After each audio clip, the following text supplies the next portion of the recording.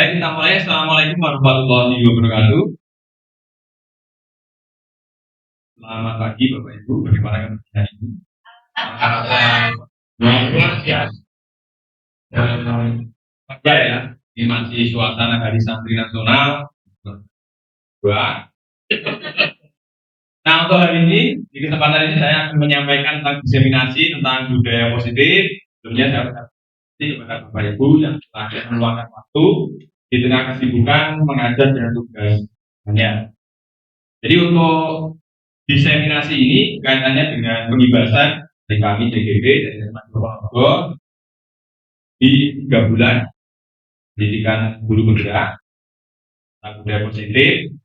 Nah, untuk hari ini karena tadi sudah diseminasi pertama dari Bu Krisna, supaya tidak ngantuk kita ice breaking sebentar dan nanti ice breakingnya beda ya, beda. Monggo saya minta untuk berdiri. Ayo. Nah, untuk hari ini kita akan bermain tentang cowboy. Cowboy itu hobinya nembak. Dan yang kita tembak katanya mengapa? Adalah budaya positif. Jadi kita harus ini nanti yang kena tembak, ya, yang kena tembak. Budaya positif. Biasa. Contoh, misalnya, hari ini saya merasa nyaman karena dekat AC. Jadi minimal 2 kata, ya. Positif karena apa? Contoh lainnya, kenyang karena makan snack. Oh, ya terus semua Pak.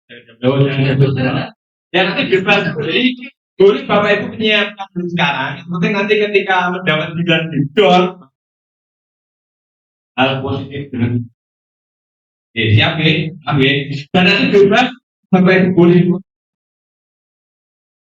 boleh menembak siapapun. Dan nanti yang Pak, menikah enggak? Ya, menikah. Silakan menikah. Jadi nanti boleh menembak.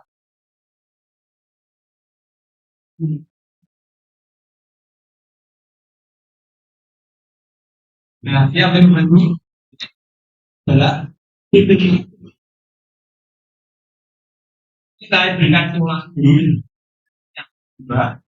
Contohnya saya menembak Hairul Nur. Masih lain ya. Saya ulang tadi.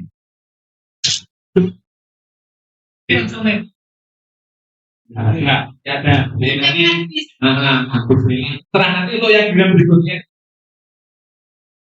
Jadi ketika saya tembak dot, misalkan positif dan saya ulang ya. Nah, cowboy pun datang dan menembak firing gun dan lanjut.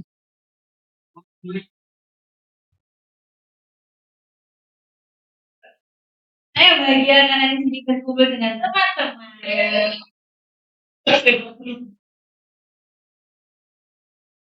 Ya, Hati. Hati sama sangat beda dan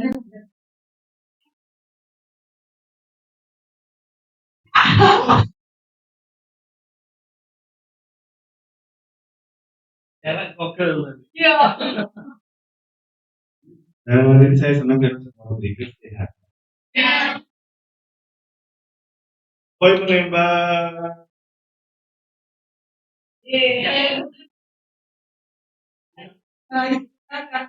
Pagi.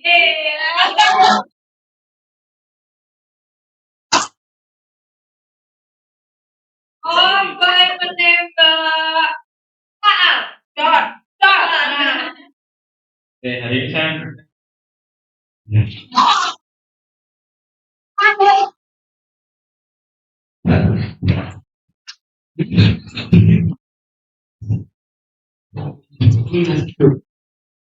Oke, cowboy menembak.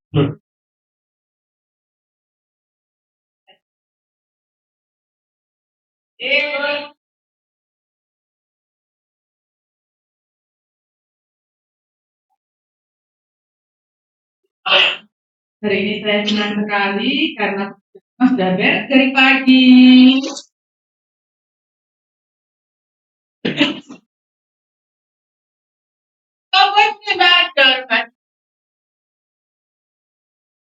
Hari ini saya ceria karena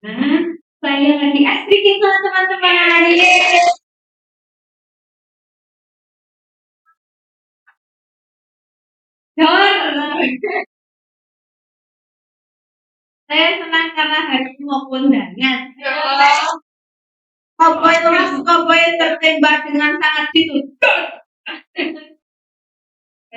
Saya merasa sangat lega karena tugas saya bisa menjadi sudah selesai. Silakan duduk kembali. Nah, jadi dengan ditembak ternyata sebelumnya kemudian muncul, maknya muncul kembali. Nah, jadi untuk hari ini yang Bapak Ibu sampaikan tadi bahwa membiasakan diri untuk berpikir. Jadi dan hari ini kita bahas tentang budaya positif. Jadi untuk konsep inti budaya positif itu ada beberapa. Yang pertama adalah perubahan paradigma belajar, kemudian disiplin positif, selanjutnya adalah nilai-nilai kebajikan, kemudian kebutuhan dasar manusia, motivasi, terus posisi kontrol guru, keyakinan kelas, dan segitiga restitusi.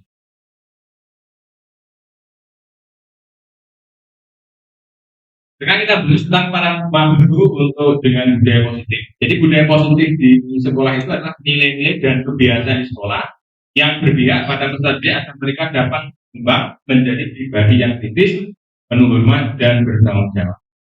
Nah, yang pertama adalah untuk paradigmanya itu membangun budaya positif. Sekolah belum menyediakan positif karena tanpa lingkungan positif nanti akhirnya budaya positifnya susah untuk diwujudkan. Aman, nyaman, agar murid-murid mampu berpikir, bertindak, dan mencipta dengan merdeka, mandiri, dan bertanggung jawab.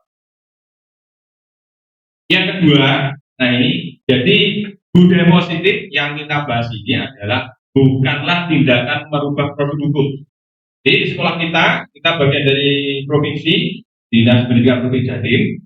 Jadi tujuan dari paradigma ini bukan kok merubah produk hukum, aturan, tata tertib yang sudah ada. Nah, jadi bukan merubah produknya, tapi kita berfokus kepada peserta didiknya yang nanti akan bagaimana biar akan sebuah motivasi intrinsik. Yang ketiga, pendidik itu hanya dapat tumbuh atau hidupnya. Jadi sebenarnya kalau sesuai dengan pemikiran Hajar Dewantara, baik guru itu tidak bisa merubah. Kita hanya bisa menuntun, karena ibaratnya kita petani. Kalau ibaratnya sesuai tanamannya, kalau padi nanti bisa nggak dia tumbuh menjadi kedelai? Sebaliknya kalau yang kecilnya itu bawang, apakah dia bisa menjadi sama? Kan tidak. Kita hanya bisa menuntun bagaimana biar nanti mensinkronkan antara kodrat alam dan kodrat zaman sehingga bisa berkembang. Nah itu jadi bisa sampai berbuah seperti itu. Kemudian yang keempat, selanjutnya disiplin dikaitkan dengan kontrol, dalam hal ini kontrol guru dalam menghadapi murid. Jadi guru bukanlah mengubah, tapi mengontrol. Karena yang bisa mengubah itu adalah selanjutnya ini miskonsepsi tentang teori kontrol ya. Jadi selama ini beberapa pemahaman kita, yang pertama adalah ilusi guru itu adalah mengontrol murid. Kemudian ilusi bahwa semua penguatan positif itu efektif dan bermanfaat. Dan ilusi kritik membuat rasa bersalah itu menguatkan karakter. Terakhir adalah ilusi bahwa orang dewasa, sebagai guru dan orang dewasa itu berhak untuk memaksa. Ini ada sebuah ilusi yang sebenarnya adalah ilusi itu berarti nyata atau tidak? Tidak nyata. Nah sekarang nanti kita bermain lagi, tapi tidak sendiri ya. Hari ini kita bermain dengan kalau tadi buktinya akan dengan kotak rahasia, nanti dengan kepala. Jadi nanti permainannya berpasangan. Silakan Bapak Ibu ya. Istilahnya kalau kecil berarti nanti ada yang 3. Nah, kalau ganjil ada yang 3. Kalau benar kan semua tangan. Oh sudah ya. Ada 3. Nah, ini harus dilakukan. Nah, itu menggenggam tangan dengan dan genggaman ini kita ibaratkan benda atau sesuatu yang Bapak miliki dan sangat berharga. Ingat sesuatu yang berharga tidak harus berbentuk benda. Contoh, kalau uang biasa itu bentuk yang materi, tapi ada juga yang bentuk berharga sekali. Contohnya rahasianya kita berharga. Atau misalkan air keluarga, kita juga berharga. Ya, berharga. nanti akan ada digenggam buka nanti. Jadi berangkat nanti sesuaikan dengan Bapak Ibu bebas boleh benda, boleh terbuka, boleh data, dan uang. Baik itu Bapak Ibu apa ini rahasia pribadi, apapun itu. Nah, jadi permainannya nanti adalah ya,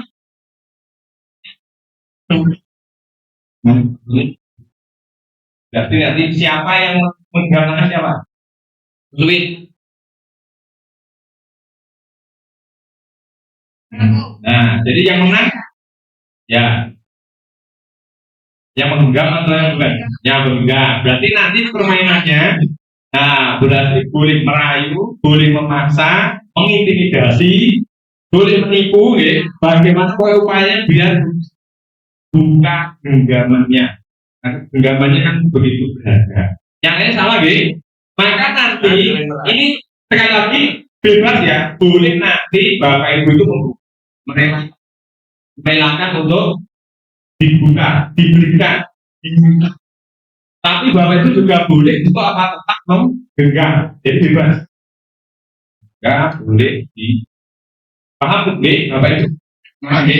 Nah sekarang silakan dimulai untuk Pak Irun. Ini menggenggam siapa? Nah, terus untuk Bu Titi, boleh ya.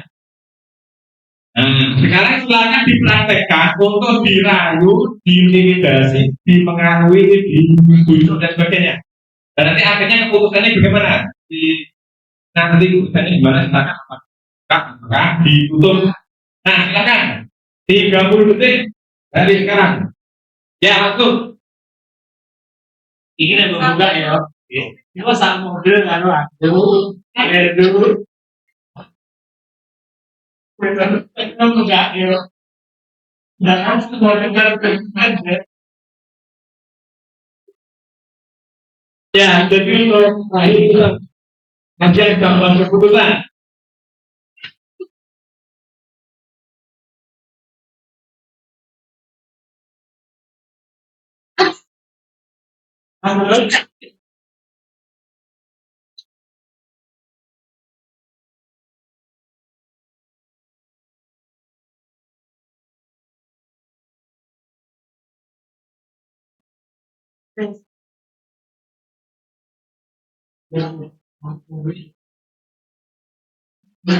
Waktunya sudah selesai. Nah, ya waktunya sudah selesai itu terbuka. Silakan. Ditutup. Sudah ya. Ini saya namanya berita. Ya, bukan yang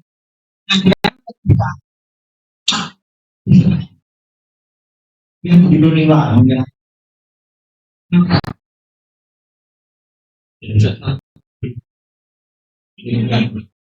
Saya kan sangat gede. Sangat berapa? Yang bukan sangat. Ditawarkan dari kesannya yang menarik. Selanjutnya yang tetap ditutup yang kenapa? Karena bujukan dan rayuan bulan itu belum kena saya untuk bisa membuka kepala tangan saya. Dan saya merasa ini yang sangat berharga, jadi tidak semudah tidak semudah bujukan yang gampang. Jadi saya merasa belum mau ya. Saya masih mempertanyakan. Selanjutnya mungkin satu lagi dari kelompok yang mungkin yang tegar ya. Dan saya tetap berpendirian tidak akan memberi genggaman tangan saya.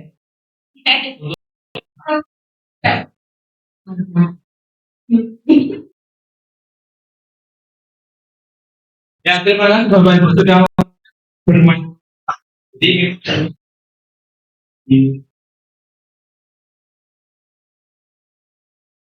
Untuk Nah, kegiatan tadi apa kaitannya? Bahas ini. Nah, jadi simpulan dari kegiatan kita itu ketika bertindak atau melakukan apapun itu sebenarnya kita sendiri yang memegang kontrol terhadap kepala tangan kita. Berarti kita itu melakukan apapun itu sebenarnya kontrol berada di kita sendiri. Jadi membuka atau menutup kita itu bergantung pada diri kita dengan kebutuhan dasar kita saat ini. Jadi ada tadi Pak Alfian yang kebutuhannya akhirnya membuka kepala tangan. Tapi ada juga yang mungkin merasa kebutuhannya tidak terpenuhi, juga tetap ditutup. Jadi dua-duanya benar. Yang salah. Karena sebenarnya kita kaitannya dengan budaya positif bahwa yang menentukan kita ya sendiri. Berarti kalau siswa juga sama deh. Yang menentukan siswa yang kaitannya dengan tidak adalah diri mereka sendiri. Selanjutnya tentang perubahan paradigma stimulus respon dengan teori kontrol. Nah, Bapak Ibu kita mungkin pernah kuliah, semuanya pernah kuliah.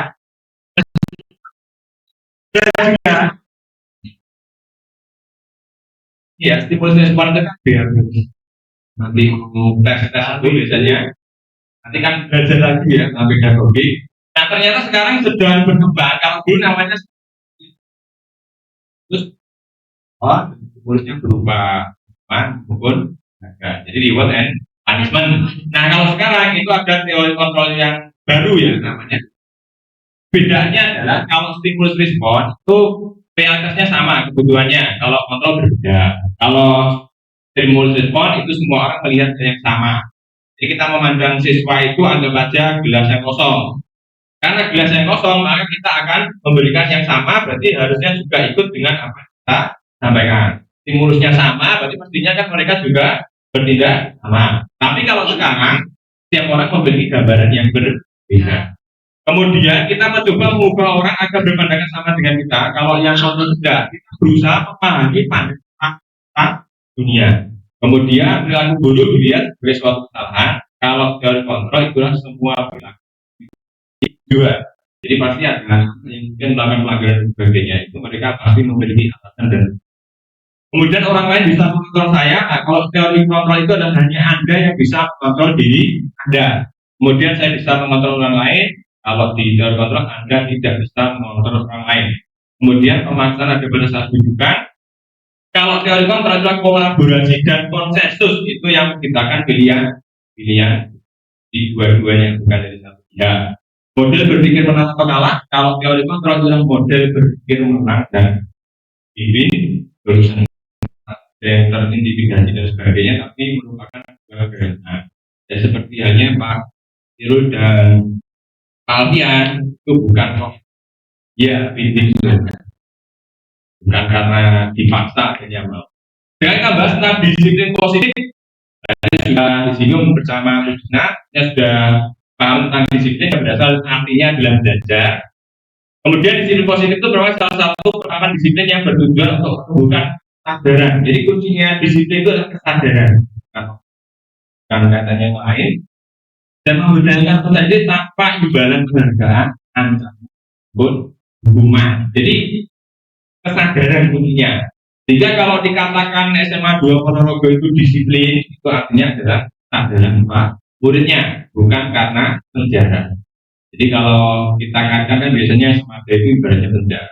Jadi sebagai pendidik tujuan kita adalah menciptakan peserta didik yang memiliki disiplin diri sehingga mereka berperilaku mengacu pada nilai kebajikan universal dan memiliki motivasi intrinsik dari dalam diri pendidik kita sendiri juga sebagai pendidik.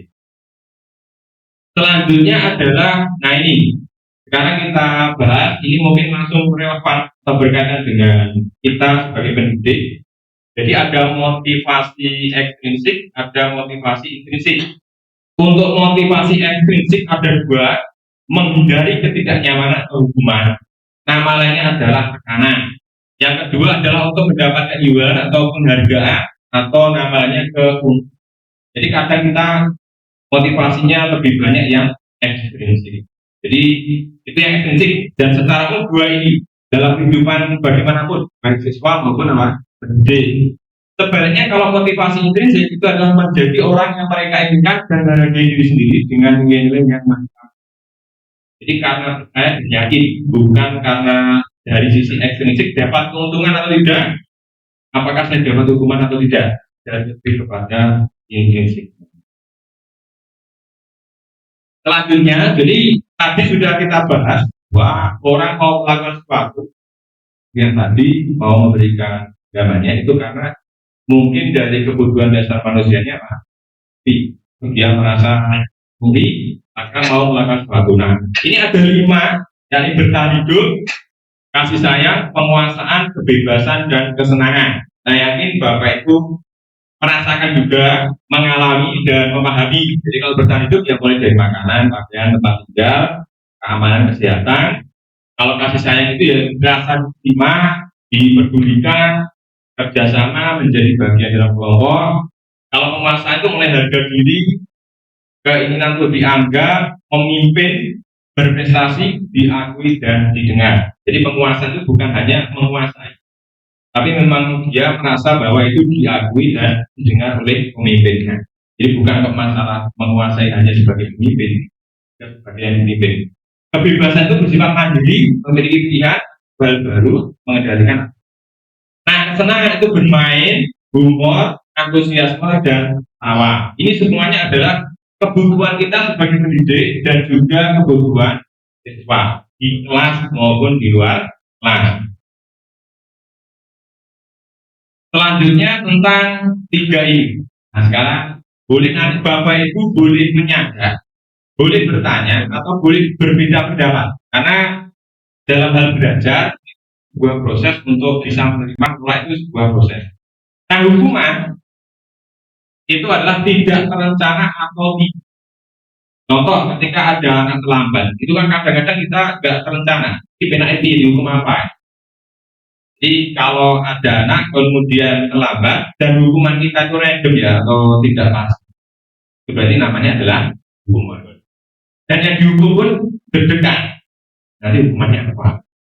Oh, keliling, manjat apa gitu ya, manjat tebing, apa itu kan deg-degan, gitu.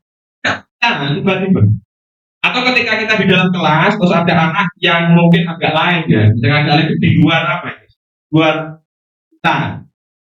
Ya, atau berbom, misalkan kalau kena tapi ini out of the box, misalnya begitu naik ke dinding atau apa, ya jadi kita akan merespon ya kalau sifatnya nanti hukuman itu apa. Kemudian yang kedua, murid tidak tahu apa yang akan terjadi dari sudah kita bahas, bersifat satu arah karena murid hanya ya menundukkan kepala. Kita kan nggak tahu dalam hatinya karena Rasulullah atau apa kan. Berupa hukuman fisik dan psikis. Kalau fisik ya lari dan sebagainya, kalau psikis itu mungkin dari segi tekanan, dasi, menakut-nakuti, kemudian nanti gandang. Kalau konsekuensi ini terencana atau disepakati, misalkan ya di Sumatera kan ada aturan tata tertib itu dari provinsi. Kalau itu sama konsekuensi, karena sudah mulai proses kesepakatan sejak awal dan murid tahu. Jadi kalau dirinya murid tahu itu bisa mengarah kepada konsekuensi. Jadi dia sudah tahu kalau misalkan saya lambat, saya nggak mengerjakan tugas, ya konsekuensinya kalau nggak mengerjakan tugas saya mencari gurunya. Itu bisa konsekuensi. Murid tetap dibuat tidak nyaman. Karena dari tidak nyaman ini dia tahu aturannya, tapi sebenarnya dia tidak nyaman. Fakta, ini adalah fakta. Harus mengerjakan tugas, ya. Tapi bedanya, gue itu lebih dekat, gue itu enggak ketakutan, karena sudah tahu konsekuensinya seperti apa. Sikap guru selalu memonitor murid, karena ikatannya konsekuensi sudah dicek, sudah dikerjakan atau belum. Nah, kalau restitusi itu adalah proses menciptakan kondisi bagi murid untuk memperbaiki kesalahan. Jadi fokusnya itu di murid. Kemudian proses kolaboratif yang mengajarkan murid untuk mencari solusi sendiri. Jadi karena kita menciptakan kesadaran motivasi intrinsik, maka yang harus menyelesaikan atau yang harus ibaratnya mengubah itu murid sendiri. Nah, itu namanya adalah restitusi, kesadaran seperti itu. Nanti juga akan saya sampaikan beberapa video yang relevan dengan kita di Magelang. Berapa nanti segitiga restitusi yang berkaitan dengan pengalaman dan mungkin Bapak Ibu guru kenal beberapa. Sekarang kita balik dulu ke posisi kontrol guru, dan mungkin Bapak Ibu pernah menjadi pelakunya.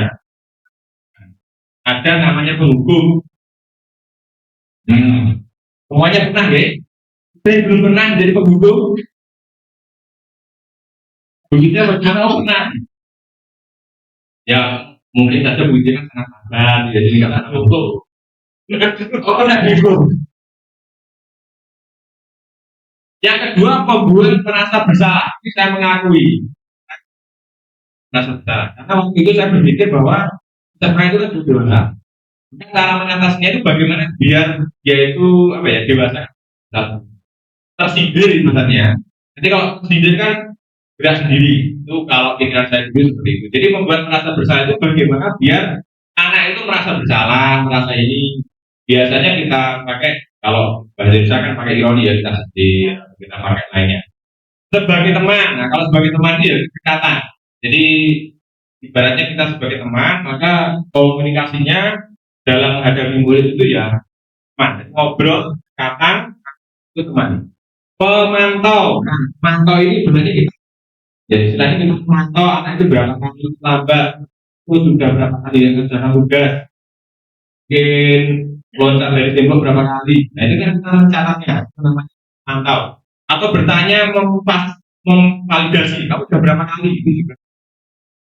Kemudian manajer, nah jadi ini sebagai seorang manajer nanti biar murid itu bisa bergerak sendiri, sadar sedikit. Nah ini lebih jelasnya seperti ini.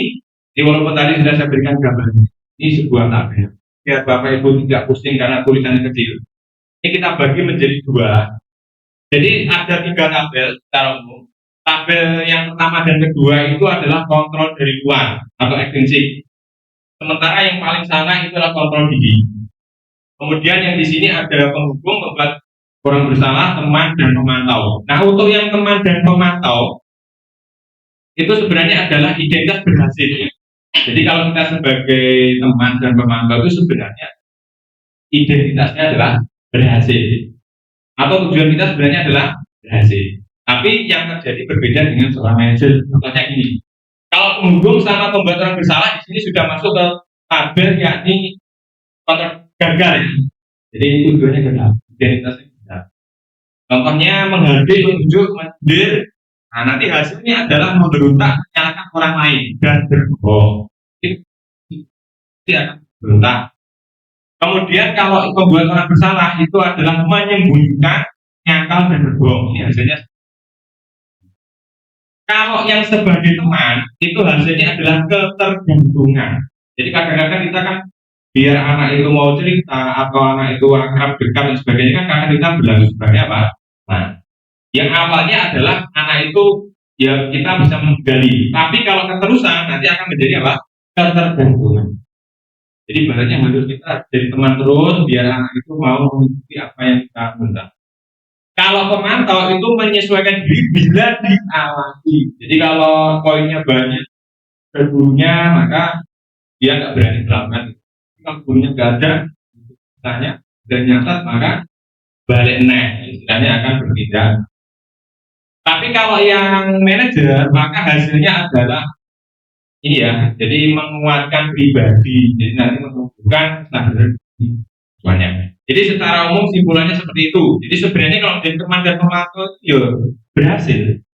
Anaknya itu ya mau tidak melanggar, tapi dari risikonya adalah ketugas. Dan kadang-kadang kalau pengalaman saya itu ketika akrab teman dengan anak itu kalau keputusan kadang-kadang kita itu dianggap benar-benar temannya, bukan lagi sebagai apa gurunya. Ya itu namanya. Dan ketika kita berubah dari teman, kita menganggap itu teman, terus kita berubah lagi menjadi seorang dewasa atau sebagai orang tua, tiba-tiba bahwa kita sudah apa berbeda, kita sudah meninggalkan dia, kita sudah tidak peduli. Itulah namanya Pak ketergantungan. Lanjut untuk nah sekarang kita tebak-tebakan ya Bapak Ibu. Jadi kalau tadi kan sudah kita bahas tentang posisi kontrol kita seperti apa. Sekarang ada sebuah kalimat seperti ini, pernyataan seperti ini. Nanti lanjut yang koboinya ya nanti ya Bapak Ibu. Nanti nembak, cuma nembaknya karena tadi sudah kelelahan naik kuda, maka kita nggak perlu berdiri. Cukup nanti kalau Bapak Ibu tembak siapa, nanti menyampaikan siapakah aku. Jawabannya apa? Cukup Bapak Ibu tentukan apakah sebagai penghukum, tapi ya. Jadi apakah Bapak Ibu sebagai ini penghukum, pembuat orang bersalah, teman, pemantau, ataukah manajer? Jadi cukup itu dan alasannya. Nah, jadi menurut Bapak Ibu apa? 5 ini, menghukum, membuat orang merasa bersalah, sebagai teman, sebagai pemantau, sebagai manajer. Dan alasannya apa? Jadi kalau Bapak Ibu nanti menyampaikan ada alasan. Nah, jadi nanti tinggal ditebak aja atau menurut analisis Bapak Ibu seperti apa? Sudah disimpan di Bapak Ibu ya? Sudah.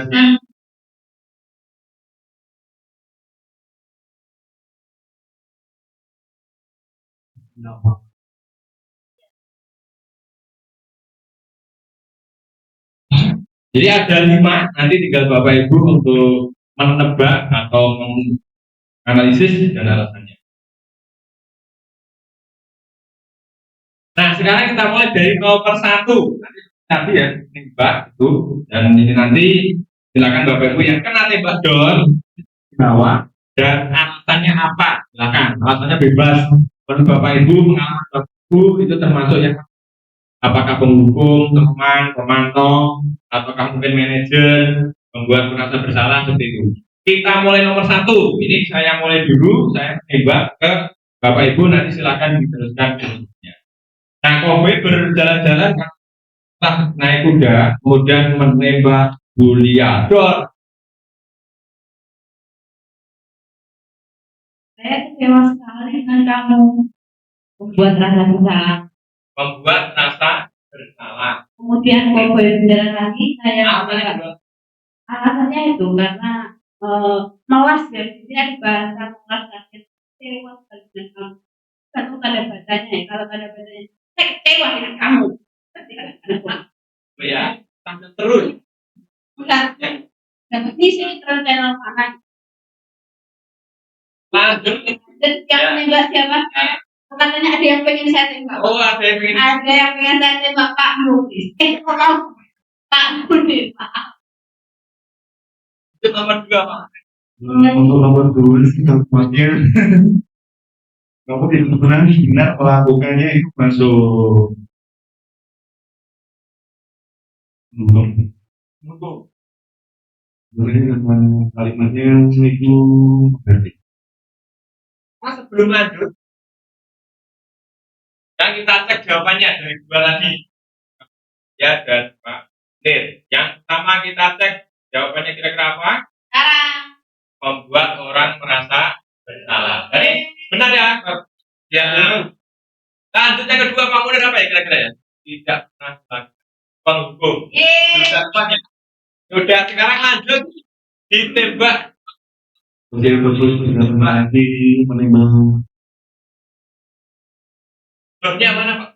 Udah. Apa? Ini untuk lakukan dari Bapak atau Bu. Ini sebagai teman. Sebagai teman. Kenapa, Pak? Ya.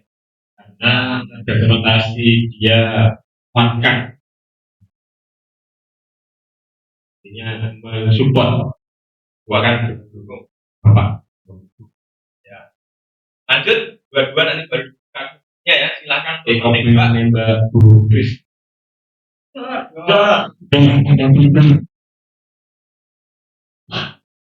apakah kamu mau mendapat bintang hari ini?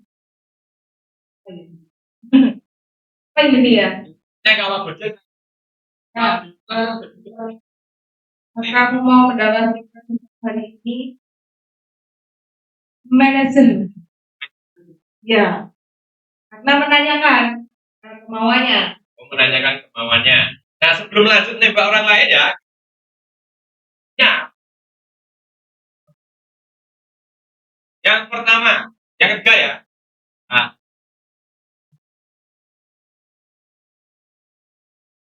Yang keempat, bagaimana tadi Bu Krisna agak ragu? Kita lihat jawabannya. Memantau. Aduh, nah, silakan yang ini. Baik, kode menembak.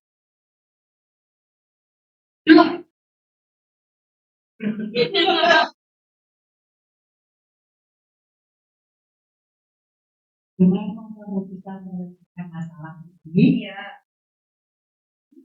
Manajer, kenapa? Dia menanya Menanyakan. cara menyelesaikan masalah. Carikan solusi Bu ya. Lanjut Bu, nanti silakan untuk mencari korban berikutnya. Mbak,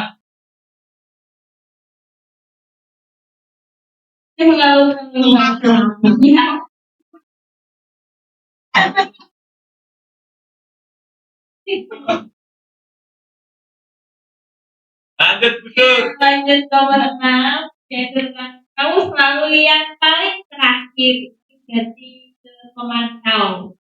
Mantau. Ya, Alasannya. selalu melihat bahwa siapa yang pertama dan yang terakhir. Yang pertama. Nah, sebelum lanjut, karena sudah dua, kita lihat tadi Bu Nasri menyampaikan bahwa seorang manajer. Kita lihat. Mana ya? Ini dari sifat. Nah, karena tadi dari Bu Sur, coba kita lihat, kamu selalu yang paling terakhir. Garap kali dewe, ngumpul ning kali dewe, dewe.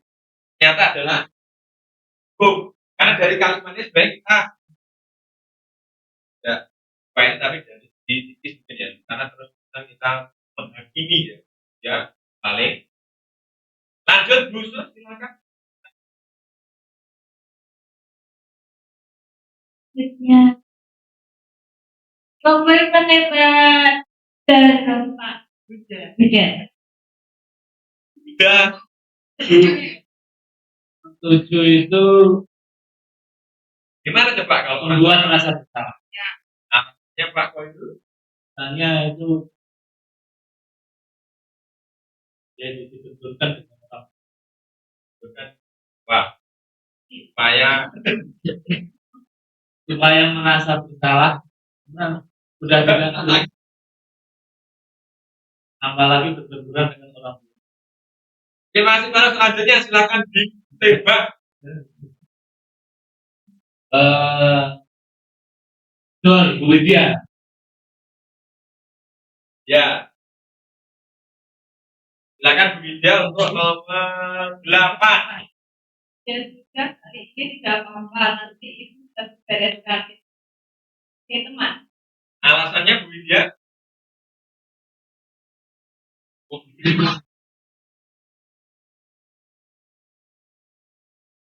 Masih sekarang kita coba lihat jawabannya yang ke-7 nanti katanya membenturkan ya dengan membenturkan kita lihat malah kembali ya sebenarnya. Nah, membuat orang merasa salah. Ya, membenturkan orang temannya jadi merasa salah. Yang ke-8 seorang teman sudah benar. Nah, lanjut Bu Widya silahkan untuk mencari kombo berikutnya yang belum kena tembak. Yang belum kena tembak di sini. Apa yang menembak? Titik, ter.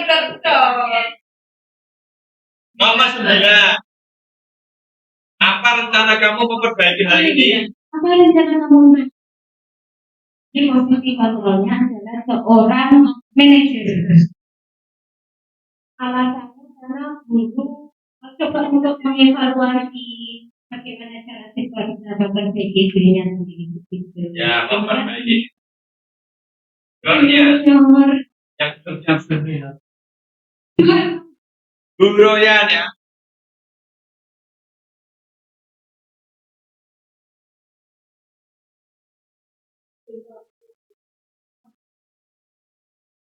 Apa?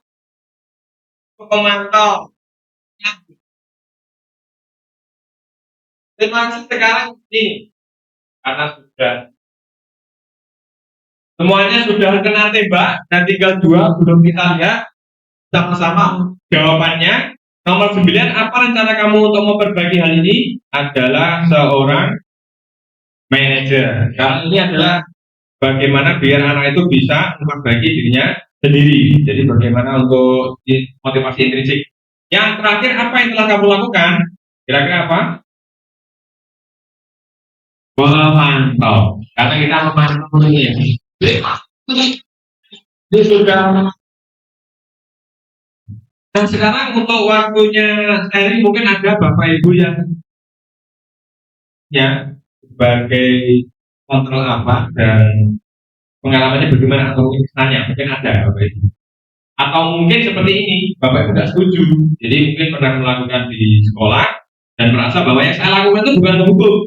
Yang saya lakukan adalah sebagai silakan Bapak Ibu ada yang ingin berpendapat atau membagikan pengalamannya. Ya silakan Pak Koil juga. Oke, tadi dari apa namanya posisi kontrol itu yang disarankan tadi adalah manajer sebagai manajer. Cuma kadang kala kita sebagai guru itu pada situasi tertentu itu ya kadang kita bisa kontrolnya sebagai teman, ya itu menurut tergantung situasi lah ya. Tergantung situasi. Terus itu bagaimana? Yang sudah belajar di karena ya itu yang terjadi pada satu situasi tertentu kita ini harus sebagai teman ini, ini harus sebagai apa namanya pemantau, ini harus sebagai manajer. Kadang pada situasi tertentu kita mengharuskan posisi kita itu di posisi yang lain posisi yang diharapkan itu sebagai. Ya, terima kasih. Terima kasih untuk Pak Kolunda sudah berbagi. Jadi untuk ini saya sampaikan ini sudah kita bahas di bahwa di tabel tadi ada 5. Dari 5 itu ada 2 yang gagal. Jadi kita sebagai guru itu tujuannya tapi ada juga yang berhasil atau berhasil sukses. Itu ada 3. Yang berhasil sukses itu adalah sebagai teman, sebagai pemantau, dan sebagai manajer. Dan yang paling baik adalah manajer. Kemudian dari bagaimana untuk menyikapi kalau kita ini misalkan dengan kondisi. Nah memang sebenarnya seperti ini. Saya juga belajar ya, kita belajar. Dan kalau misalkan kita berperan sebagai teman, ini sebenarnya berhasil. Sebenarnya berhasil. Tapi ada efek yang kurang baik untuk siswanya tadi, yakni menciptakan suatu ketergantungan. Jadi kalau misalkan sebelumnya sudah berlaku sebagai teman dan berhasil, itu belajar berubah untuk belajar menjadi seorang manajer. Jadi sebenarnya ini berhasil gantungan. Kemudian kalau pemantau juga berhasil, tapi efek yang tidak baik adalah tadi akan apa tadi kalau pemantau? Jadi ibaratnya seperti kalau Pak Koirul berwali kelas, kemudian akhirnya itu tahu Pak Koirul langsung apa kelas. Nanti itu Pak Koirul.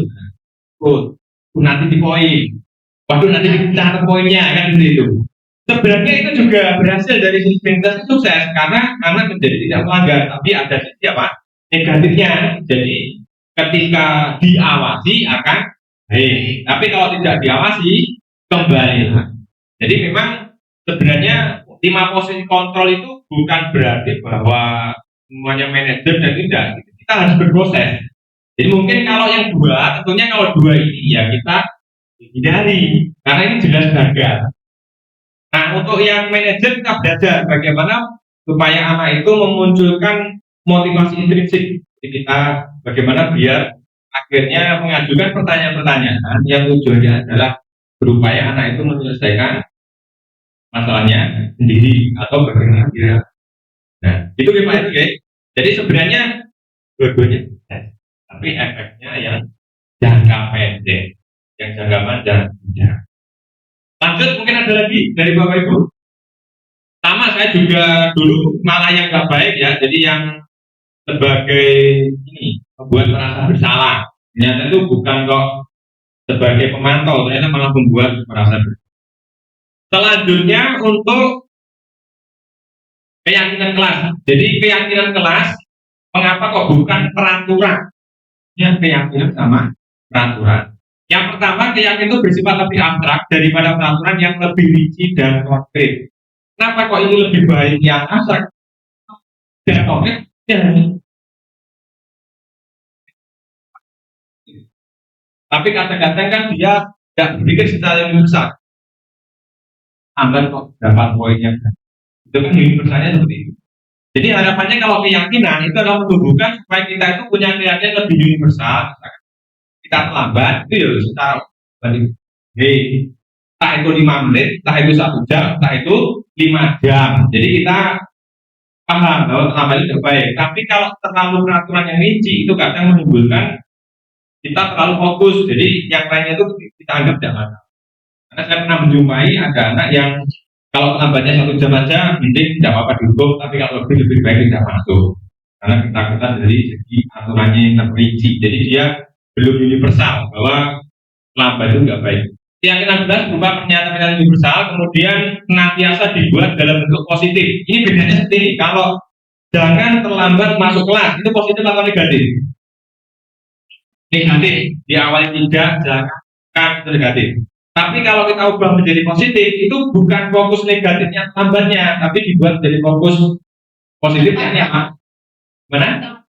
Tepat waktu. Nah, masuk kelas tepat waktu supaya kalau tidak terlambat belajar. Nah, supaya bisa enjoy. Seperti tadi kita kan fokus ke positif ya, kenyang, nyaman, dingin kan itu. Jadi kita fokuskan itu keyakinannya yang positif. Jadi anak itu tidak terlambatnya bukan karena ketakutan, tapi dia masuknya tepat waktu karena supaya enjoy. Tidak apa ya, tidak dasar krusu, dia tenang seperti itu. Tidak terlalu banyak sehingga mudah diingat dan dipahami oleh semua warga kelas. Jadi tidak terlalu banyak itu karena universal atau umum.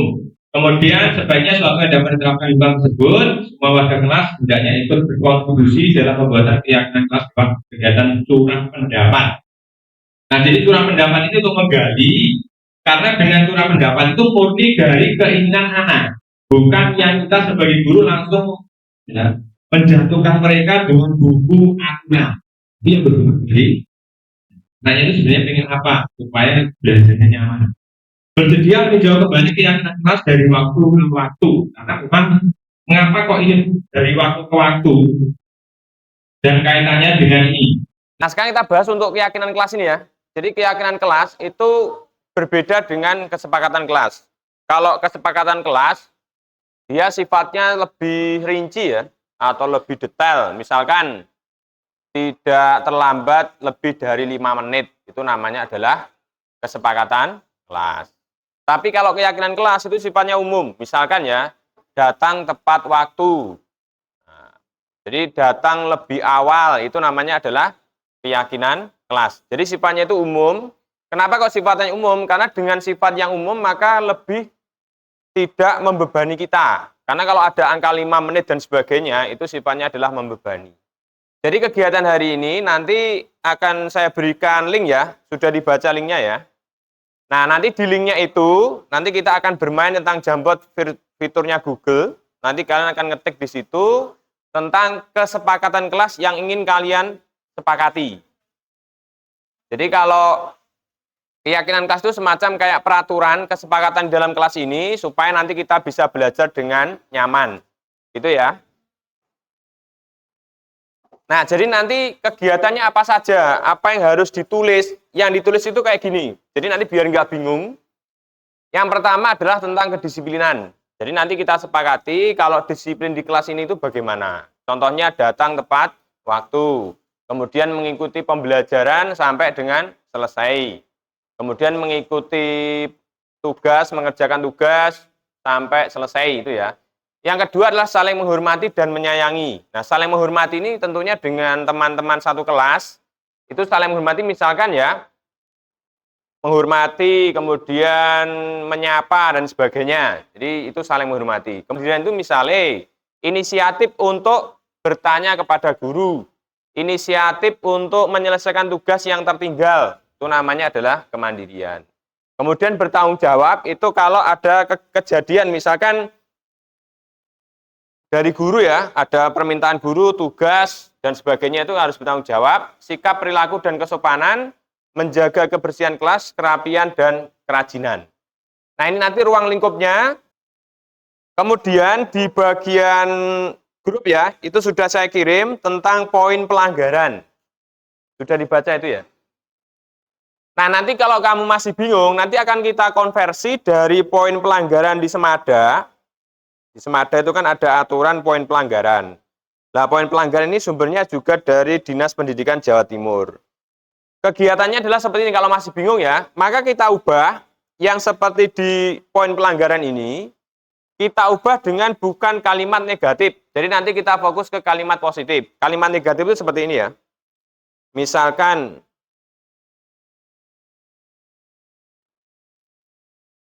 memasukkan tanda tangan guru wali kelas TU. Nah, itu kan kaitannya dengan negatif. Kemudian bersikap tidak sopan, mengeluarkan perkataan tidak etis terhadap guru atau karyawan. Bullying verbal. Ini coba kamu baca yang nomor 13 ya. 13 bagian kelakuan. Coba kamu baca. 13 bagian kelakuan. Sudah ketemu ya? Nah, itu kan contoh bersikap tidak sopan. Terus mengeluarkan perkataan tidak etis terhadap guru atau karyawan atau bullying verbal. Itu nanti boleh kamu ambil dari sini, tapi kita ubah. Kita ubah dengan kalimat positif. Kalimat positif itu cirinya gini ya. Nanti kalian tidak boleh menulis dengan kata tidak, nggak boleh. Bukan nggak boleh, jangan nggak boleh, dilarang nggak boleh. Kita ubah dengan kalimat yang positif. Sekarang contohnya nomor 13, bagaimana mengubahnya menjadi positif? Bersikap sopan, menghormati guru dan karyawan. Atau kita ubah berkata yang sopan dan menghormati, berkata yang sopan dan lembut, berkata sopan dan tidak menyinggung. Tidak menyinggungnya kita hilangkan ya. Berkata sopan dan apa? Menghormati tadi. Jadi itu contohnya. Sekarang kita ganti ya. Contoh lainnya. Nah, sekarang nomor 23. Coba kamu baca nomor 23. Sudah ketemu ya? Hansa sudah dibuka? Ya, nomor 23, tidak mengambil atau menyerahkan rapot pada waktu yang telah ditentukan. Ini nanti waktu kelas 11 ini. Atau kelas 10 semester 1. Nanti kan dikembalikan lagi rapotnya. Tidak mengambil atau menyerahkan rapot pada waktu yang telah ditentukan. Kalimat positifnya seperti apa? Mengambil atau menyerahkan raport kepada wali kelas sesuai dengan waktu yang ditentukan. Kemudian contoh lainnya kerajinan ya. Kerajinan itu buahnya itu yang berkata tidak. Nanti bisa kamu ubah menjadi positif. Tidak masuk sekolah tanpa keterangan. Bagaimana positifnya? Apa? Apa? Ya, izin tidak masuk sekolah dengan menulis surat atau mengirimkan surat ya, mengirimkan surat jika tidak bisa mengikuti pelajaran. Mengirim surat ini ya, surat izin jika tidak bisa masuk sekolah. Jadi kalimat awalnya jangan pakai tidak. Bukan, jadi kita harus ubah. Terlambat masuk sekolah, kita ubah menjadi kalimat positif bagaimana? Datang sekolah tepat waktu. Udah paham ya? Jadi yang bisa kamu ambil itu bebas. Nanti tidak harus dari sini loh. Ini adalah kalau memang wis kepepet bingung. Cara yang lainnya adalah kamu selama belajar kurang lebih berapa bulan ini, terus kamu ingin disepakati bagaimana biar kelas itu nyaman. Misalkan dari masalah kedisiplinan, masalah menghormati dengan temannya, kemudian masalah tugas dan lainnya. Nanti silahkan untuk ditulis ya. Sekarang kita langsung praktek ya. Silahkan kalian buka link yang saya kirim tadi. Nah ini sudah ada. Sekarang caranya seperti ini. Nah, ini sudah ada ajeng kelas yang diinginkan. Ya enggak apa-apa. Ini contohnya ajeng sudah memulai ya. Nanti caranya gini ya. Kamu klik yang sebelah sini. Sticky notes ya. Kamu klik seperti ini. Kemudian kamu ketik namamu. Ya, misalkan namanya Paijo.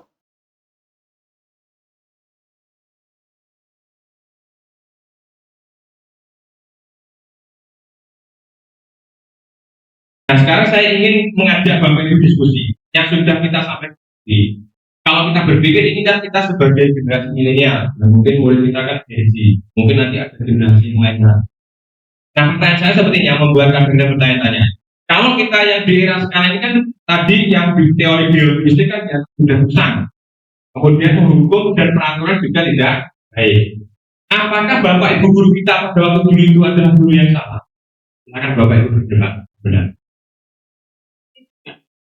Nah, silakan Bu Lia. Apakah Bapak Ibu guru kita dulu adalah guru yang salah? Jawabannya tidak, karena menjadi guru itu tentu kembali ke penjelasan Pak Haji di awal tadi bahwa seorang guru itu menuntut tadi sesuai dengan kodrat alam dan kodrat zaman di era kita dulu, di era Bapak Ibu guru ya menuntun beliau berperilaku yang sudah diterapkan kepada kita semuanya, dan alhamdulillah hari ini kita menjadi pribadi yang baik. Terima kasih. Nah, jadi menurut Bulia, ini kan saya tanya itu karena seperti ini ya. Bagi siswa zaman dulu, kita kan biasa ya kalau hukum ya. Oke, nah hukum itu kan biasa. Dan zaman dulu itu mungkin guru yang hukum itu lebih banyak, jadi bukan sesuatu yang biasa. Nah tadi makanya saya tanya, kalau zaman dulu apa Bapak Ibu kita bersalah kalau kita katakan bersalah? Nah jawaban dari Bulia tadi adalah tidak bersalah. Sebenarnya siswanya berbeda. Ini di situ. Jadi zamannya kita dengan zamannya anak-anak sekarang itu adalah orangnya berbeda, zamannya beda. Contoh seperti ini ya, yang pernah saya baca itu adalah yang anak-anak Gen Z ini kan jiwanya, kepribadiannya itu berbeda. Ada yang generasi stroberi yang sebenarnya ditolak itu aja sudah kemudian langsung berubah warnanya. Jadi ibaratnya kan kalau stroberi jatuh 1 meter aja udah hancur. Sementara kalau dulu kita ibaratkan yang buah apa Pak Irul yang harus di durian ditegak malah oh itu ya kalau saya gondong ya, gondong itu seingat saya pasnya itu dijepit di pintu seingat saya. Itu kan dijepit di pintu aja masih enak ya, mungkin itu zamannya memang berbeda. Nah kalau sekarang stroberi di pintu aja tahu kan. Iya, jadi kalau stroberi itu enggak ada itu contoh mungkin berbeda. Kemudian yang saya lihat itu anak-anak sekarang itu kadang-kadang bukan lagi gelas kosong seperti itu. Kita mau sekolah itu gelas kosong, pokoknya manut guru nih. Pokoknya kita nunggu dari yang sekolah saja, nggak ada sumber lainnya. Dan anak zaman sekarang itu kadang pedomannya di TikTok, kadang bandingkan antara yang sampai dulu dengan semuanya kadang. Jadi kadang-kadang dia mencari sumber kejaga, bukan sumber buat orang tua. Lanjut, jadi sudah kita sebutkan bahwa sebenarnya beda zaman itu beda perlakuan. Ini bukan berarti bahwa kita itu dulu salah. Lanjut untuk segitiga restitusi. Nah, segitiga restitusi ini adalah bentuknya segitiga. Nanti akan saya putar video yang berkaitan dengan anak-anak kita, Bapak Ibu, dan mungkin Bapak Ibu nanti mengaku dan mungkin juga baru pernah berinteraksi. Jadi segitiga restitusi bentuknya segitiga. Yang pertama adalah menstabilkan identitas, kemudian validasi yang salah, dan menanyakan keyakinan. Itu apa saja? Yang pertama, nah ini menstabilkan identitas itu berdasarkan prinsip membuat kesalahan adalah bagian dari proses pembelajaran. Jadi bagian ini kalau kita menghadapi anak yang bersalah itu nggak boleh langsung hukum, nggak boleh langsung memantau, nggak boleh langsung tadi, tapi kita harus menstabilkan diri. Jadi yang pertama itu berbuat salah itu wajar. Nah ini mungkin kalau kita salah memahami, kita mendukung anaknya salah, bukan seperti itu, tapi kita menstabilkan dulu anaknya. Karena kalau kita, mungkin kita sendiri pernah merasakan, misalkan kita mau berangkat sekolah, motornya bocor, dan sebagainya, ada gangguan namanya rewel dan sebagainya. Kemudian kita sampai di sekolah, langsung bapak kepala sekolah itu langsung memarahi. Kita sakit hati, apalagi pemalu ya, apalagi pemarahnya di depan murid. Apa yang kita rasakan? Sementara setiap hari kan kita nggak terlambat. Mungkin waktu itu ada masalah dan sebagainya. Dan kepala sekolah melihat kita terlambat langsung dimarahi, pasti kita akan udah benar. Itu contoh ya. Karena kadang-kadang kita melihat sebagai guru, kita tidak berpandang sebagai apa? Kalau kita tidak sebagai murid kadang-kadang baru merasakan. Tidak ada manusia yang sempurna. Semuanya tidak ada yang sempurna, pasti pernah melakukan kesalahan. Ibu atau bapak juga pernah melakukan itu. Tapi walaupun demikian, kita boleh mendukung salahnya. Itu tujuannya adalah menampilkan identitas ibu ini proses awal ya. Jadi bukan kok sudah ini selesai, tidak. Tidak mau mencari siapa yang salah, tapi ingin mencari solusi. Kamu berhak merasa begitu. Lanjut bagian yang kedua. Setelah stabil identitasnya, setelah anak itu tidak merasa dihakimi langsung, maka yang kedua adalah memvalidasi, yakni bertanya tentang kesalahannya ya, atau kita menggali. Kamu pasti punya alasan. Jadi setiap orang pasti punya alasan, punya penyebab, punya latar belakang. Nah, kita akan menggali kenapa kok dia melakukan itu. Terlambat atau apa, kamu pasti punya alasan mengapa melakukan itu. Kemudian, padahal kamu bisa melakukan yang lebih buruk dari ini ya. Kamu patut bangga karena telah melindungi sesuatu yang penting buatmu. Kamu melakukannya karena mempertahankan sesuatu yang penting buatmu. Jadi ini adalah menggali alasan dari anak tersebut. Kenapa kok bisa sampai itu. Yang ketiga adalah menanyakan keyakinan kelas yang salah. Jadi keyakinan kelasnya sudah tahu dulu. Jadi kalau misalkan kita di Semada itu kan anak sudah tahu tentang kata tertib. Yang kedua sudah tahu tentang keyakinan kelasnya masing-masing ketika kita belajar yang sudah disepakati keyakinan kelas dan sebagainya. Nah setelah itu kita tanyakan dengan itu supaya anak merasa bahwa yang dia lakukan itu nggak sesuai dengan apa keyakinan kelas yang mereka yakini, tidak sesuai dengan peraturan kelas yang mereka sepakati. Jadi apa keyakinan kita, nilai apa yang telah disepakati bersama? Seperti apa gambaran sebuah kelas yang ideal menurut kamu? Kamu ingin menjadi orangnya seperti apa? Jadi ini adalah menggali bagaimana biar anak itu mencari solusi. Bagaimana anak itu bersikap terhadap kesalahannya sendiri. Nah, bagian tiga ini yang penting dan mungkin butuh proses dan pengalaman.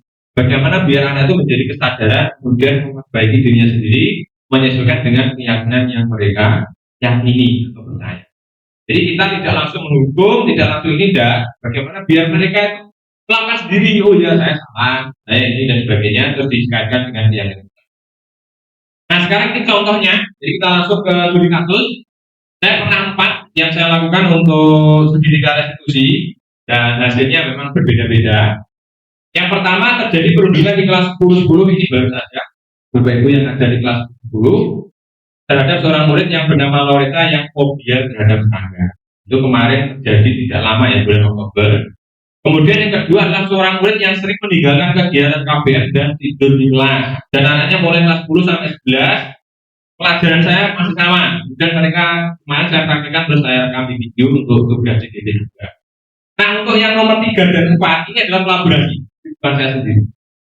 Ada murid yang ketahuan akan meloncati pagar ketika mau kegiatan sholat Jumat. Itu tahun lalu ketika saya wali kelas 3. Terus yang keempat itu ada murid perempuan yang mengunggah foto vulgar di media sosial dan masalah dengan keluarga yang kompleks. Nah, benar. Dan ini belum lama, yang keempat ini belum lama. Bukan settingan. Jadi yang keempat ini masih bersifat ya. Masih.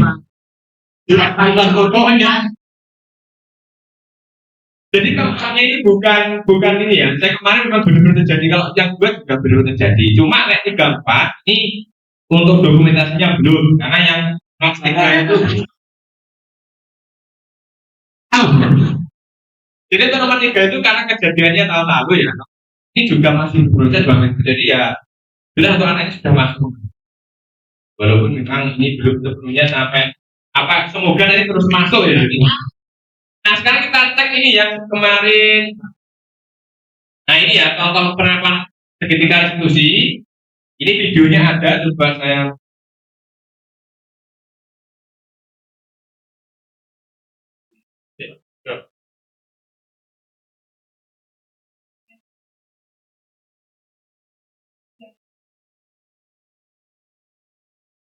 Nah ini ada video yang saya potong karena panjang nanti.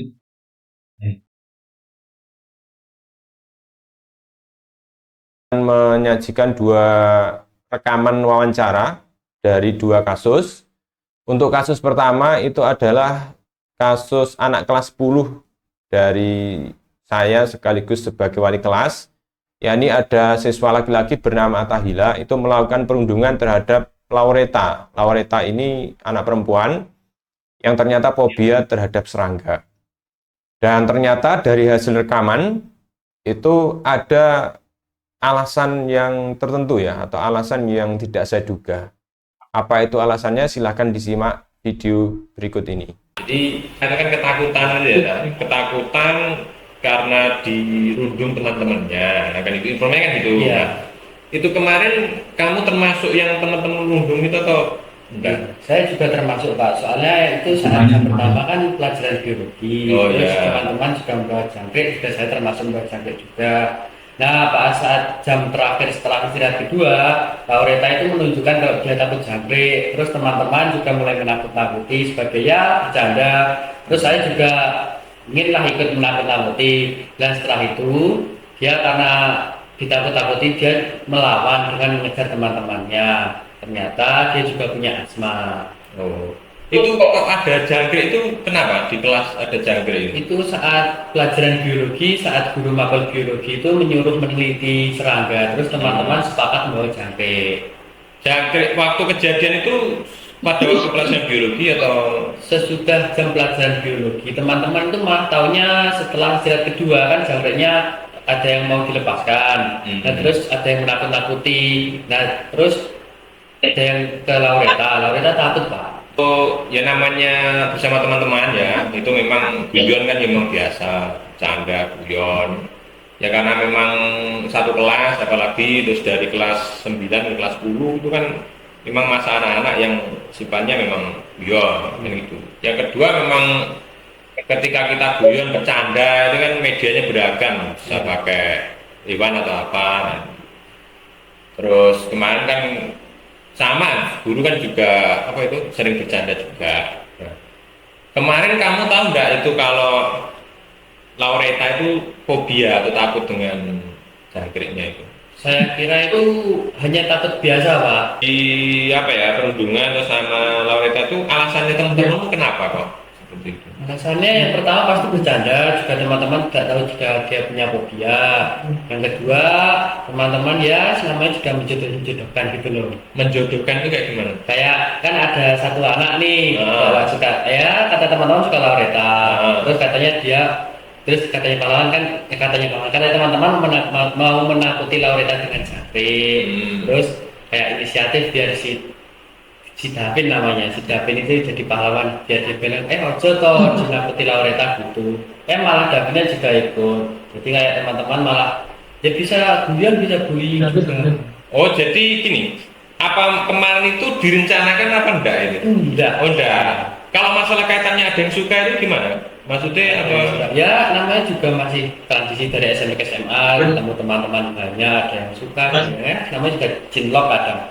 Gitu. Terus kemarin itu kalau waktu jangkriknya ya, itu kan takut itu ya. Iya. Nah, boleh kamu sama temen-temenmu diteruskan untuk menakut-nakuti apa berhenti ketika Lauretanya sudah kelihatan kalau takut terhadap jangkrik? Itu malah teman-teman juga agak kan yang pertama bawa jangkrik terus berhenti, terus teman-teman terpancing lagi tapi tidak bawa jangkrik, kayak bawa penghapus disodorkan kan dia sudah takut, terus itu Penghapus juga takut? enggak, dia kira jangkrik. Oh dia kira jangkrik ya. Terus teman-teman kayak melempar penghapus dikira melempar jangkrik, terus saya juga ikut, nah, terus saya bilang teman wes jadi terus nih, saya sudah melihat dia kayak gelagapan gitu kayak punya asma. Terus teman-teman wes cah ayo dilungguni kayak mau ngombe, terus dia duduk, dia terus minum air, dia nangis. Nah habis nangis sebentar dia malah senyum lagi. Terus ngincer teman-teman, ada yang sampai lari ke kantin, lari ke UKS. Nah pas saat naik ke atas tangga, dia itu bukannya jalan malah lari terus. Nah terus sampai di depan kelas dia langsung asmanya sudah. Jadi pertanyaan saya itu gini, kenapa teman-temanmu itu kok sangat kayak seneng enggak itu teman-teman? Seneng waktu apa itu istilahnya kalau orang Jawa kan bejeki gitu ya, atau goda gitu ya. Itu seneng apa gimana teman-temanmu? Ya seneng. Kenapa kok seneng apa itu membuli temennya itu? Kenapa kan udah jelas takut? seperti kayak ada rasa puas gitu loh Pak. Oh, rasa puas. Ya, rasa puas. Rasa puas kalau temennya Iya, ketakutan. puas tersendiri karena temannya itu ketakutan. Itu yang kamu lakukan kemarin itu benar atau salah atau gimana? 100% itu sangat salah. Salah. Terus setelah kemarin ya, itu rencanamu ke depan kayak gimana? Saya ke depan itu kalau sudah menemukan takutnya teman-teman saya itu, saya tidak ingin mendekatkan mereka terhadap hal yang mereka takutkan yang pertama. Lalu menjaga mereka seperti kalau ada yang teman yang lain takut-takuti, saya bilang jangan kamu takut-takuti, dia punya fobia seperti orang kita terhadap capek. Terus kalau saya melihat teman yang sudah terkena mentalnya itu, saya tanya kamu kenapa, kalau ada kenapa-napa, kamu masuk sekolah dulu 2-3 hari gak apa-apa, menenangkan mentalnya dulu. Jadi ini ya, jadi kalau memang sebagai teman ya, itu kan baru beberapa bulan, Ya. itu kan memang saling mengenal. Tapi kan ya alangkah baiknya kalau saling mengenal kan kita tahu, kalau teman kan beda-beda, ada yang takut ini, ada yang ini. Gitu. Jadi ya sebaiknya ya dikenal mengenal. Kalau sudah mengenal kan kita harus positif menjaga. Kalau memang itu takut ya jangan ditakut-takuti. Kemudian kalau kamu punya rencana atau gambaran enggak nanti dengan teman-teman gimana? Kalau tadi kan rencanamu sendiri ya, kalau dengan teman-temanmu gimana untuk menyikapi yang kemarin? Ya, saya lebih meningkatkan untuk belajar modul B5 karena di dalam modul B5 tersebut banyak cara agar mengantisipasi agar kita tidak merundung orang lain. Lalu saya lebih mendekatkan diri kepada Tuhan. Lalu ya, yang penting jangan sampai mengganggu atau mengusik ketakutan orang lain. Oh iya. Jadi kamu sudah yakin ya, sudah yakin dengan apa yang kamu lakukan. Nanti ya itu sebagai pembelajaran ya, nanti untuk kedepannya seperti apa. Terima kasih ya sudah hadir. Nanti di apa yang kamu rencanakan tadi ya dengan teman-teman.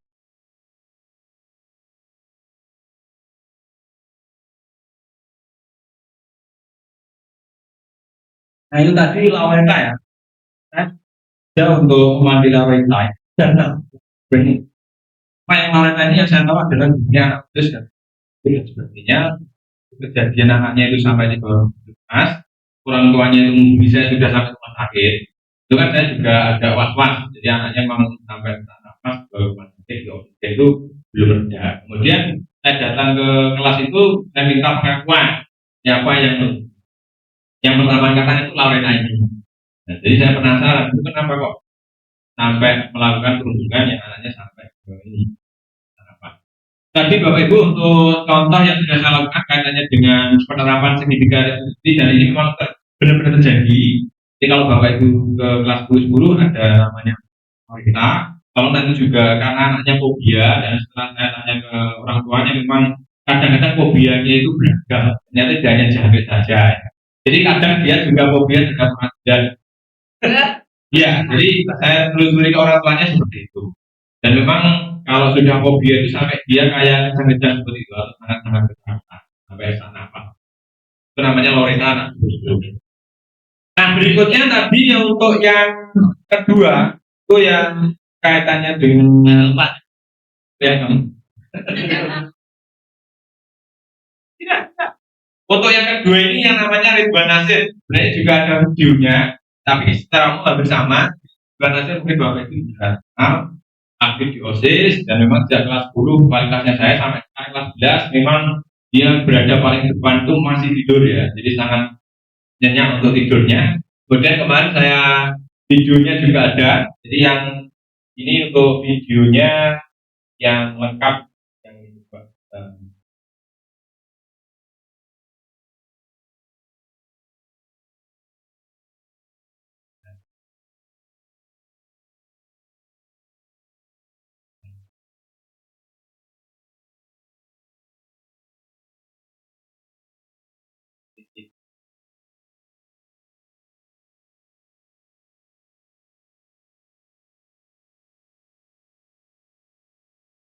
Ya.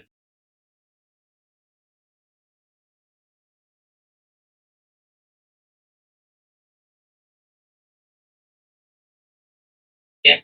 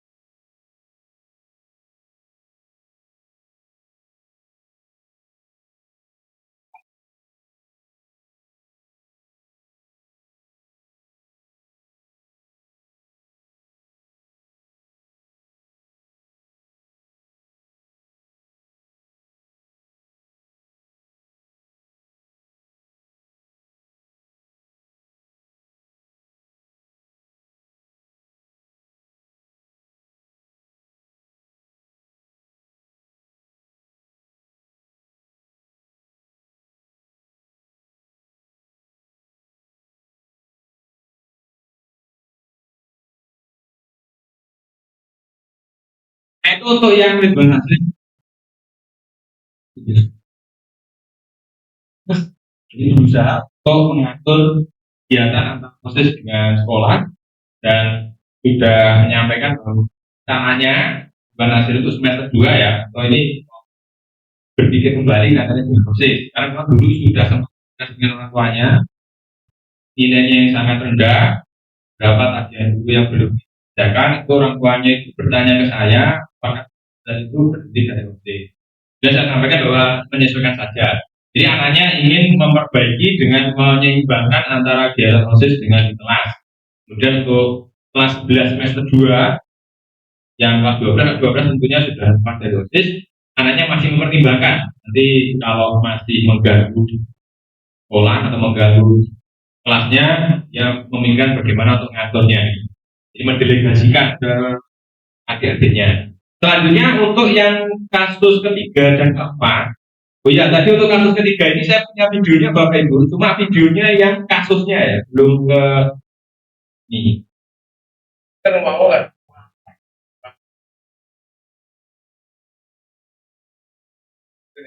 Ayo, mana?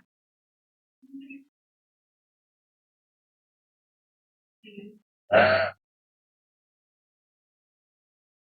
tapi mau teman-teman.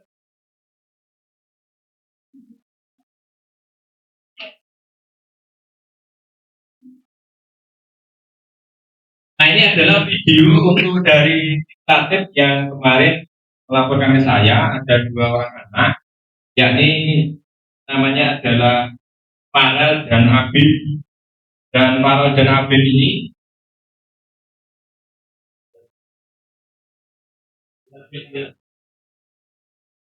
jadi Farel 10.3 dulunya. Jadi kalau ini saya pendekatan resolusinya kepada Farel. Itu Farel ini saya kaget ketika mendapat laporan dari Tatip. Sebelumnya tidak pernah melanggar aturan untuk Farel ini. Kemudian tawaran untuk mau kabur dari sekolah. Kebetulan kemarin yang saksinya adalah Pak Koyul juga yang mengetahui. Kemudian ditindaklanjuti oleh Tatip. Jadi ada untuk menstabilkan identitasnya, saya memberikan pendekatan internal kepada dia bahwa setiap orang pernah melakukan kesalahan. Karena pada itu memang baru kali itu kesalahan. Itu dan anaknya memang karakternya pendiam, paling cuma malas gitu aja, tidak sampai ke arah sampai mau kabur dari sekolah.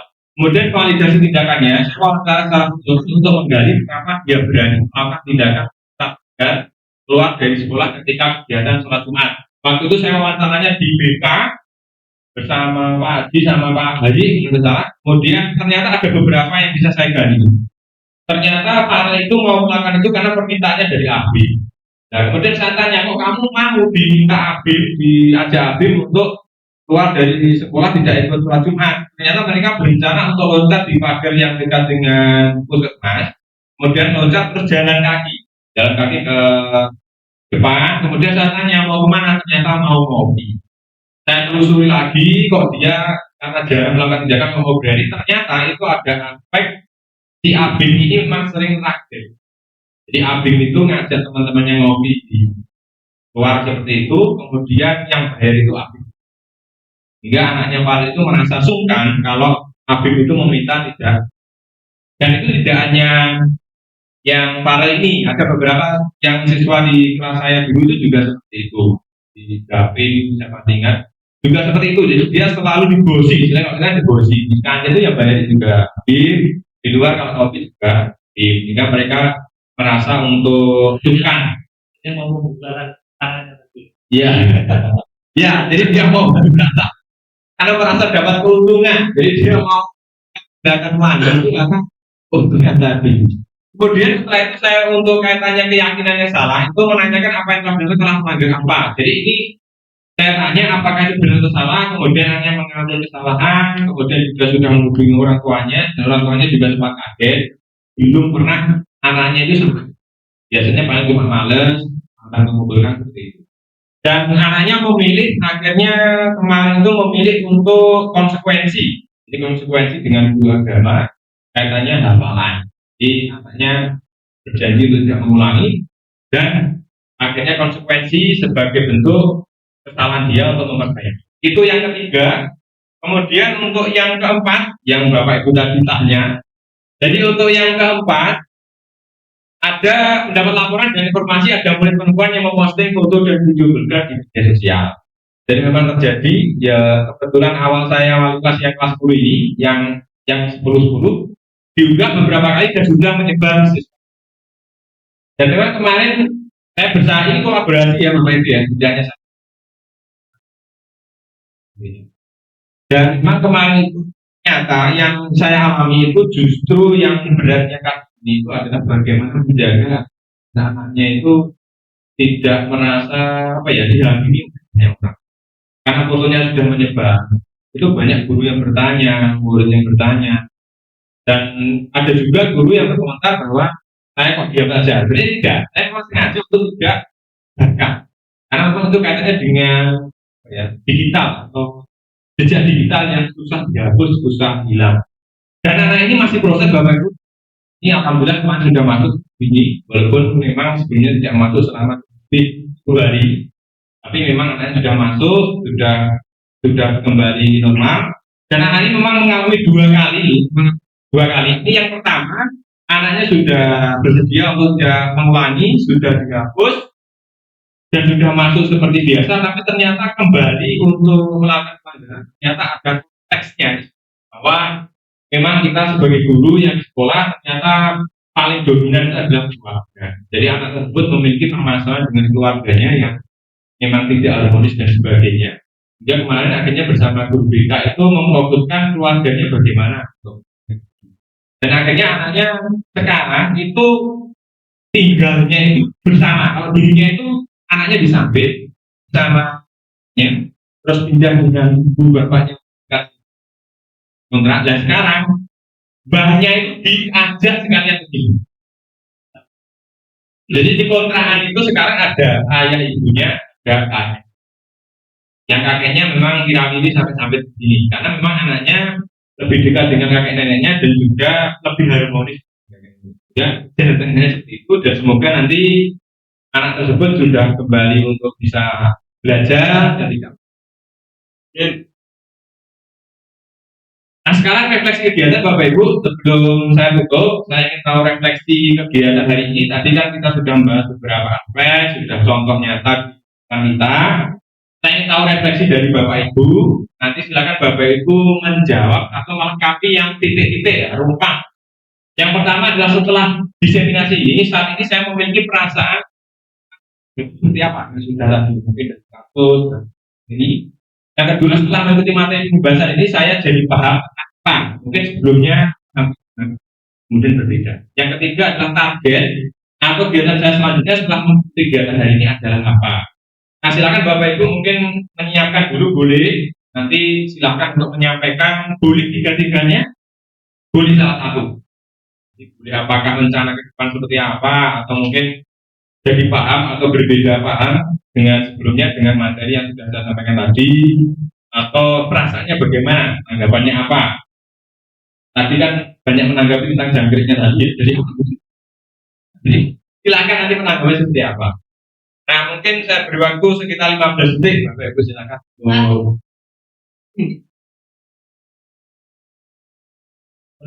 Dulu sekarang. Silakan yang menyampaikan. Boleh. Terima kasih. Saya ingin refleksi kegiatan yang pertama. Setelah diseminasi, saat ini saya memiliki perasaan atau tanggapan bahwa ternyata melihat sebuah kesalahan ataupun pelanggaran yang dilakukan anak itu tidak segampang kita sudah begitu saja. Sebagai seorang guru kita harus bisa melihat 5 kebutuhan dasar yang telah disampaikan oleh Pak Hadi tadi, bahwa kebutuhan dasar yang harus dipenuhi itu memang benar-benar tercukupi oleh anak. Terima kasih. Terima kasih Bapak.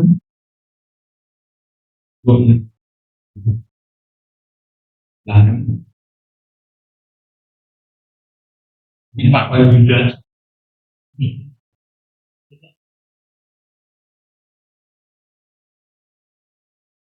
Nomor 2, ini materi penjelasan dari saya jadi paham mas yang itu orang punya ya dan punya tujuan yang berbeda.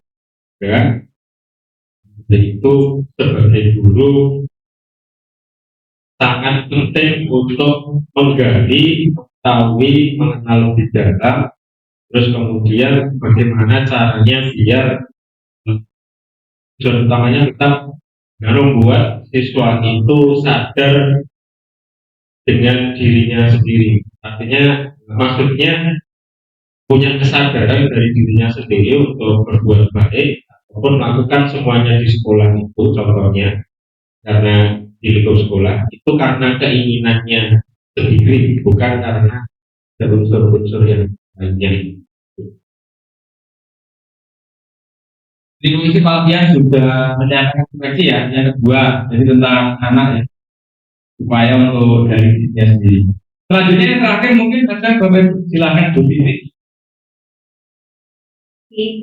Untuk pertanyaan ketiga, target atau kegiatan saya selanjutnya setelah mengikuti kegiatan hari ini adalah untuk menyelesaikan masalah siswa. Kedepannya saya akan menggunakan posisi kontrol guru sebagai seorang manajer dengan menerapkan ketiga restitusi yang tahapannya yang pertama menstabilkan identitas, kemudian validasi tindakan yang salah, kemudian yang terakhir adalah menanyakan keyakinan nilai. Terima kasih. Terima kasih Bu Linti. Bapak Ibu, terima kasih sudah. Jadi semoga kegiatan hari ini kaitan destinasi pemirsa memberikan manfaat bagi kita semua dan juga bagi main buah kepada. Terima kasih. Mohon maaf bila ada kesalahan. Terima kasih. Wassalamualaikum warahmatullahi wabarakatuh.